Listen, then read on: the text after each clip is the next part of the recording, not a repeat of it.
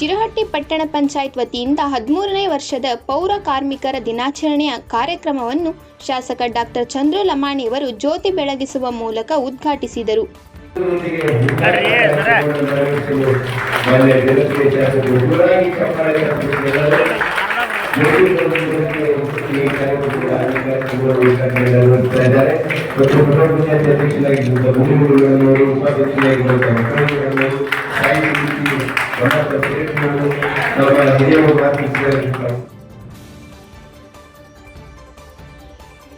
ಈ ಸಂದರ್ಭದಲ್ಲಿ ಕೆಪಿಸಿಸಿ ಪ್ರಧಾನ ಕಾರ್ಯದರ್ಶಿ ಸುಜಾತ ದೊಡ್ಮನಿ, ಪಟ್ಟಣ ಪಂಚಾಯತ್ ಅಧ್ಯಕ್ಷೆ ದೇವಕ್ಕ ಗುಡಿಮನಿ, ಉಪಾಧ್ಯಕ್ಷೆ ನೀಲವ್ವ ಹುಬ್ಬಳ್ಳಿ, ತಹಶೀಲ್ದಾರ್ ತಾಲೂಕ್ ಪಂಚಾಯತ್ ಇಒ ಎಸ್ಎಸ್ ಕಲ್ಮನಿ, ಸ್ಥಾಯಿ ಸಮಿತಿ ಚೇರ್ಮನ್ ಹೊನ್ನಪ್ಪ ಶಿರಹಟ್ಟಿ, ಹುಮಾಯೂನ್ ಮಾಗಡಿ, ನಾಗರಾಜ್ ಲಕ್ಕುಂಡಿ, ಸಂದೀಪ್ ಕಪ್ಪತ್ನವರ್, ಮಂಜುನಾಥ್ ಗಂಟಿ ಹಾಗೂ ಅನೇಕ ಸದಸ್ಯರು ಇದ್ದರು.